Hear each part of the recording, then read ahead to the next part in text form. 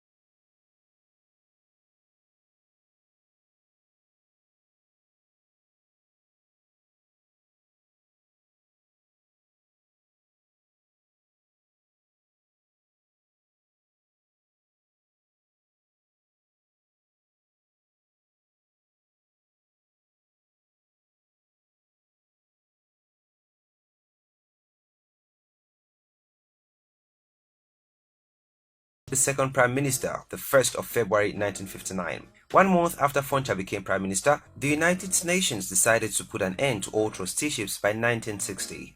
French Cameroon was the second sub-Saharan country after Guinea to gain its independence on the 1st of January 1960. Britain was asked to conduct a plebiscite in its territory with two options. Number 1. Do you wish to achieve independence by joining the Independence Federation of Nigeria?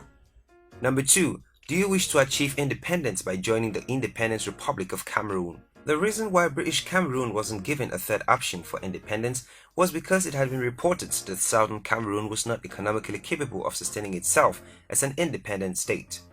During the plebiscite which took place on the 11th of February 1961, British Northern Cameroon, which had already been integrated in Nigeria, massively voted to join Nigeria, while British Cameroon reluctantly voted to join French Cameroon. Northern Cameroon eventually joined Nigeria in June 1961, while Southern Cameroon joined French Cameroon on October 1st. Northern Cameroon, which was predominantly Muslims, formed part of today's Borno, Adamawa and Taraba states of Nigeria. Since the plebiscite, 11th February is celebrated in Cameroon as Youth Day, and it's also a public holiday.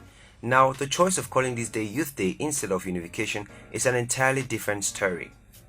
After Southern Cameroon voted to join French Cameroon, it was agreed that Britain, the UN, Southern Cameroon and French Cameroon would meet in July to discuss the terms of federation and draft a constitution.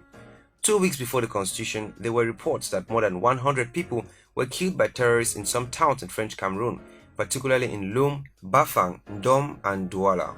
The reports worried unification advocates who wanted British Cameroon to unify with French Cameroon. For this reason, Fumban was chosen because it was peaceful, had a good climate and had recently been renovated. The leaders of French Cameroon wanted to make an impression and portray Ahidjo as a good leader who had everything under control. Then the Southern Cameroon went to Fumban. They met in Bamenda and deliberated on points that would be included in the constitution. Among many things, the leaders of Southern Cameroon, whilst in Bamenda, agreed on a non-centralized federation to ensure that there was a distinction between the powers of the states and the powers of the federation. During the conference, which lasted 3 days, the United Nations and Britain didn't show up, leaving just the two Cameroons to their fate. Ahidjo, who was the president of the newly independent French Cameroon, presented a draft constitution to the people of the Southern Cameroon. A conference which was meant to establish a new constitution instead became a modification of Ahidjo's proposed constitutions. There was intense deliberations and negotiations, and due to the fact that the French Cameroon delegation outnumbered the Southern Cameroon delegation, most of the proposals presented by Southern Cameroon were rejected and just a handful were accepted. At the end of the conference, some major decisions were reached. It was concluded that the country would become the Federal Republic of Cameroon with both English and French as official languages, having the same status. However, a bicameral legislature and the decentralization of power was rejected, and instead a unicameral system and a centralized system of government was adopted.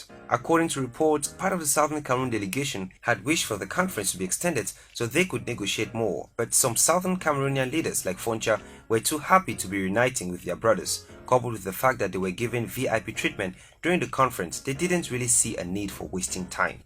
The constitution for the new Federal Republic was agreed in Yaoundé in August 1961 between Ahidjo and Foncha,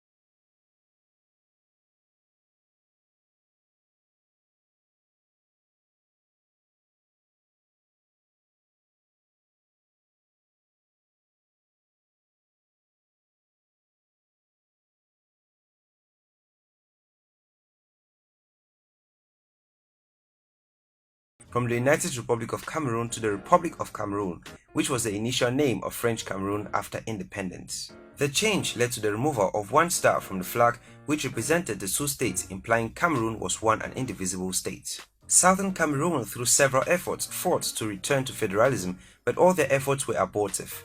It was during their struggle to return to federalism, or worst-case scenario, secession, that the word Ambazonian was first used by lawyer and political activist Fon Gorgi Dinka, where he called on the people of Southern Cameroon to secede and form a new state known as the Republic of Ambazonia.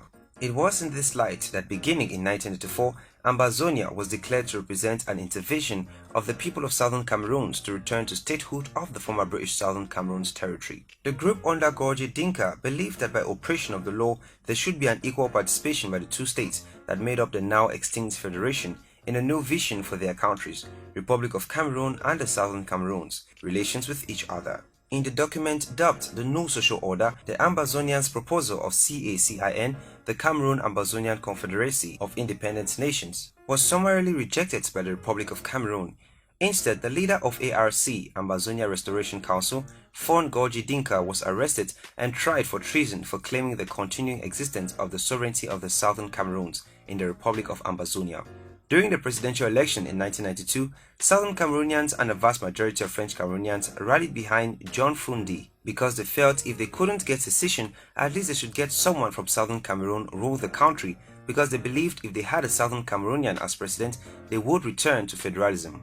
Unfortunately, John Fundi lost to Paul Biya. Despite the massive protests that followed the proclamation of the results due to claim of elections irregularities, Biya was sworn in as president for a second term in November. The government of French Cameroon continued to suppress the people of Southern Cameroon, and in 1994, John Gu Foncha and Solomon Muna, both former prime ministers of the Southern Cameroons, returned to the United Nations in New York and demanded separate independence for the Southern Cameroons. The mission to the UN preceded the All-Anglophone Conference, AAC-1, which took place in Buea, bringing together all Southern Cameroonian citizens who unanimously called for the restoration of the statehood of the Southern Cameroons.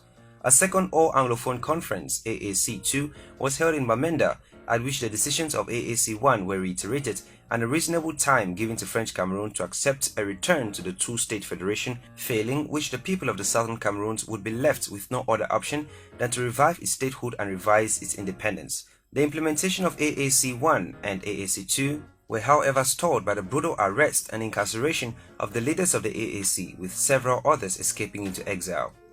The desire for self-determination remained alive in the people of Southern Cameroon till October 2016, when everything escalated and took another turn. The crisis started with the teachers and lawyers' peaceful protest.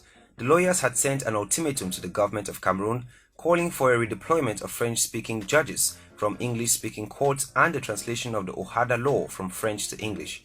The Cameroon government initially responded by cracking down on lawyers' demonstrations, as well as separatist protesters and insurgents. This led to a full-fledged guerrilla war in Southern Cameroon as teachers and students joined the lawyers in protest, something that initially